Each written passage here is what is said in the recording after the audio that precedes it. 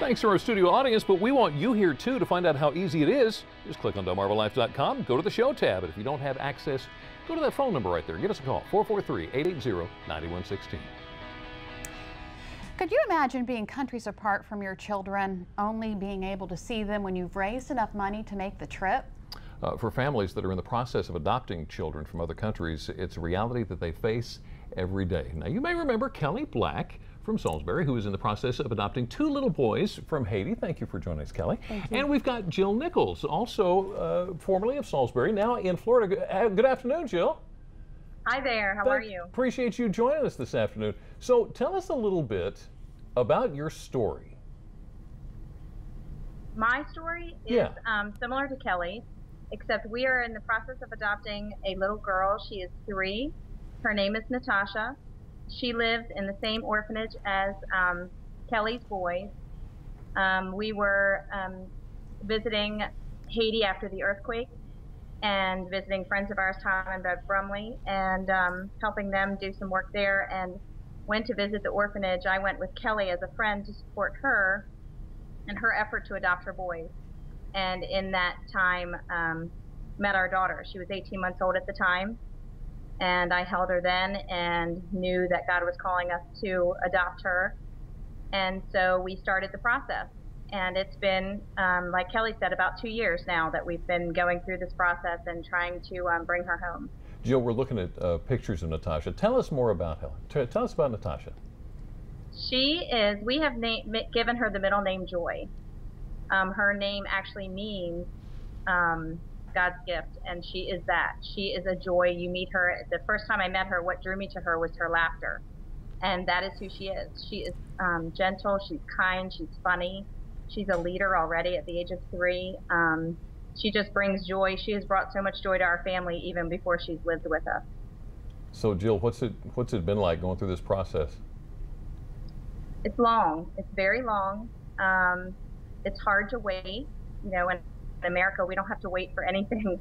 So it's taught us how to wait patiently. And we've done that, and we've met amazing families in this journey, and it is well worth it. It's worth every minute, every penny, every bit that we've done to it, because we've met other children and other families that are doing the same thing for the same reasons.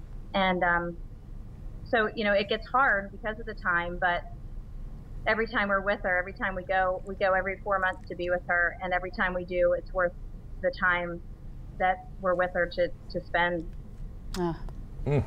Amazing story. Now, Kelly, you're also still waiting for your boys, Mark, Eli, and Fritzner. Yes. Where are you in that process? We are in court now, so we're in the home stretch, so to speak. We're hoping in the next couple of months that it will be done and they will be home. So you feel like you're on the home stretch? Definitely. Now, tell us again, to refresh those who may not have heard the story, why did you choose to adopt from Haiti?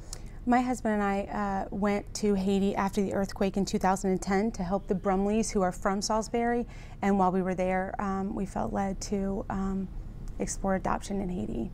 Yeah. Is it typical for these adoptions to take this long? Unfortunately, in Haiti, it is typical. They say anywhere from 2 to 3 years.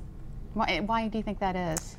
Well, it's so primitive. It is the poorest country in the Western Hemisphere, and there are no computers or faxes, or it's very, very primitive. And so the files are actually just huge things of paper, and there's no copies, and there's just what you have. And so if you lose a page, or if you lose the file, or if you don't go to work for a couple weeks, or if you leave the file at home, it's just a very long process. And they're carting them around on mopeds, right? Any way they can get them there. Some of them have cars, some of them walk, some of them are on mopeds.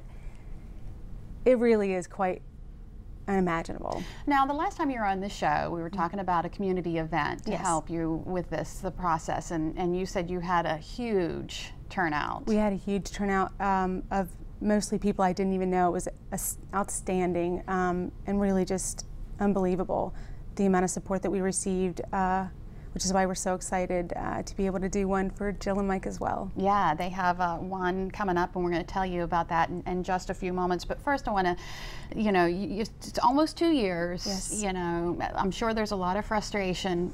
Are you having any second thoughts? Or Oh, no second thoughts. You know, that, I don't know how to explain it, but you know, when the Lord puts that in you, it is like they're my children. So I just need to get them home, and however long it takes and whatever we have to go through and whatever stumbling blocks happen, we're going to wait until they come home, and then we're going to see what we can do after that to help other people, to hopefully encourage other people to do the same, and support others in their journey. All right. Now, as we said, there is a fundraising event that's going on to help Jill and her efforts to adopt her little Natasha.